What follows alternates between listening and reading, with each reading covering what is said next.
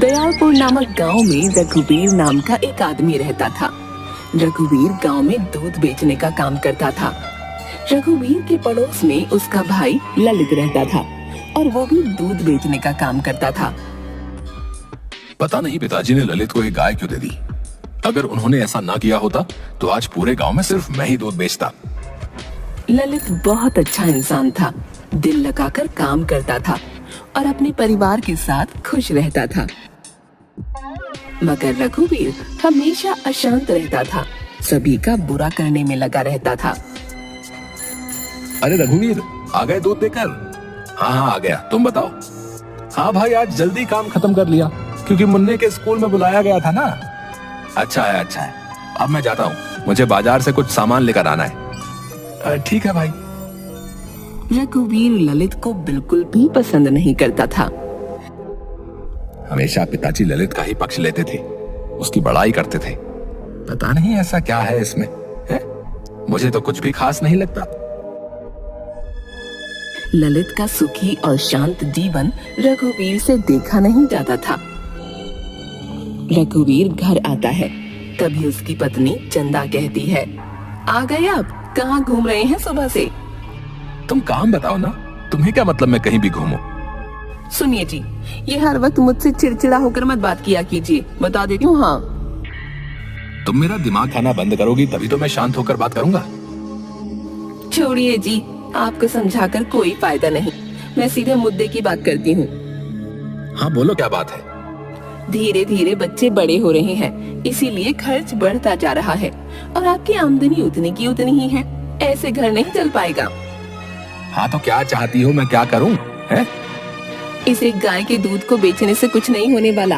आप खेती बाड़ी भी शुरू कर दीजिए, जिससे हमारी आमदनी अच्छी हो। अरे चुप रहो, इस कड़ी धूप में मैं नहीं कर सकता खेती बाड़ी। जरा देखिए तो सही, ललित भैया कितने मेहनती हैं। कभी आप भी उन जैसा बनने की कोशिश क्यों नहीं करते? लो, अब बस तुम्हारे मुंह से ही सुनना बच गया था, तुमने भी कह दिया। एक काम करो, चली जाओ उनके ही पास। ये क्या बोले जा रहे हैं आप?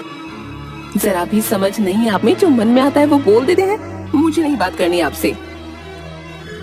चंदा गुस्सा होकर वहाँ से चली जाती है।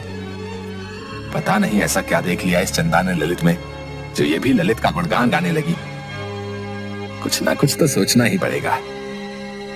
रघुवीर आमदनी बढ़ाने के बारे में सोचने लगता है। कोई तरीका नहीं मिल रहा जिससे आमदनी बढ़ जाए और मुझे खेत पर काम न करना पड़े। रघुवीर गाय का दूध निकालता है और उसे लेकर सभी के घर देने जाता है।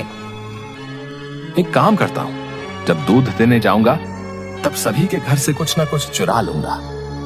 रघुवीर ऐसा ही करता है। जिस भी ग्राहक के घर दूध देने जाता था, सभी के घर कुछ न कुछ चोरी कर लेता था और उन्हें बेच देता था।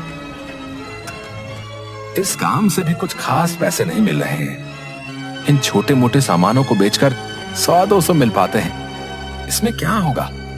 कुछ बड़ा सोचना होगा। सभी को दूध देकर जब रघुवीर घर वापस आ रहा था, तभी उसकी नजर ललित पर पड़ती है। ललित एक ग्राहक को दूध दे रहा था। लीजिए भाई जी, 2 लीटर दूध। लाओ भाई लाओ। वैसे एक बात तो माननी पड़ेगी भाई, हैं? तुम बहुत ही अच्छा दूध देते हो भाई। मेरे घर में सभी लोग तुम्हारे दूध को बहुत पसंद करते हैं भाई। बस मिलावट वाला काम मैं नहीं करता, बाकी तो मेरी गाय है ही अच्छी। समझ लीजिए, बस पिताजी का आशीर्वाद है।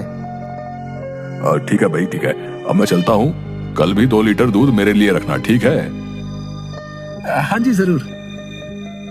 ललित साइकिल लेकर आगे बढ़ता है। अरे रघुवीर, तुम भी दूध देकर आ रहे हो क्या? हाँ, अभी थोड़ी देर पहले काम खत्म हुआ है, अब घर जा रहा हूँ। चल, मैं भी घर ही जा रहा हूँ। रास्ते भर रघुवीर बहुत खुश था। घर आकर वो सोचता है, वाह, एक तरीका मिल गया जिससे मैं अच्छी कमाई कर पाऊंगा। अगले दिन रघुवीर बहुत जल्दी उठ जाता है, अपनी गाय का दूध निकाल लेता है और ललित के घर में झांक झांक कर देखने लगता है।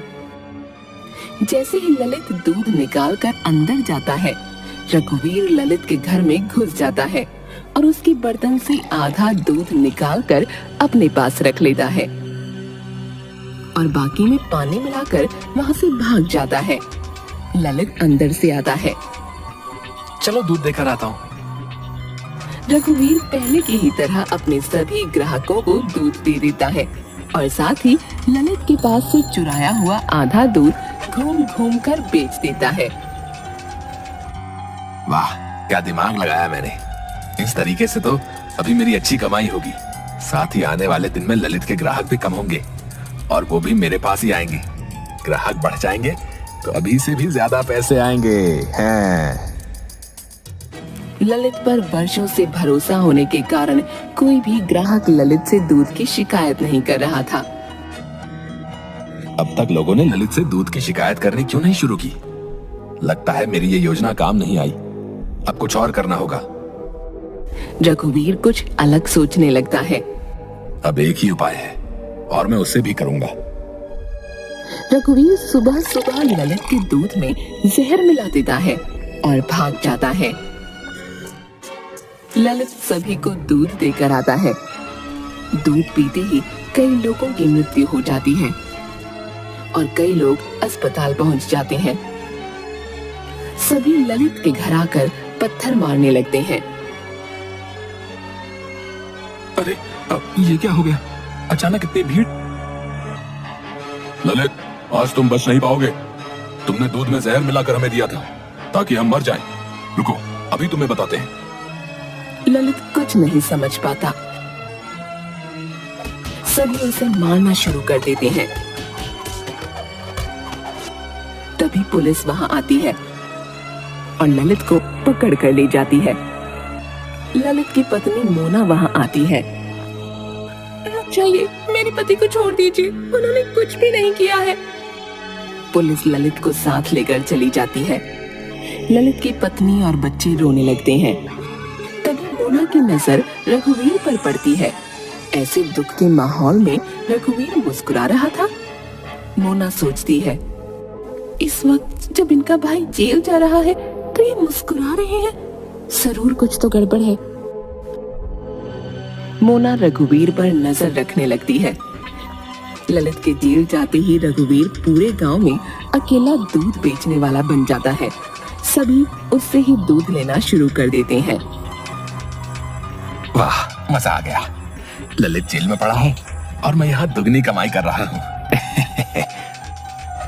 आजकल रघुवीर हर वक्त खुश नजर आता था और हर रोज पैसे गिना करता था। अब बोलो चंदा, क्या बोलना चाहती हो? देखो तो जरा कितनी कमाई हो रही है। हाँ जी, तो कमाल ही हो गया।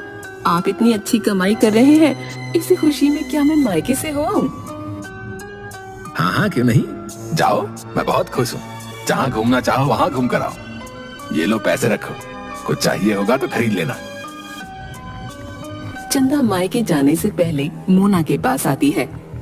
भाभी, मैं कुछ दिनों के लिए माँ के घर जा रही हूँ, तब तक आप इन्हें रोज रात का खाना दे दीजिएगा। सुबह का खाना पड़ोस वाली दीदिया करेगी। अच्छा, ठीक है। रात के वक्त मोना रघुवीर के लिए खाना लेकर आती है तो देखती है रघुवीर नशे की हालत में है। अरे भाभी जी, आप यहाँ?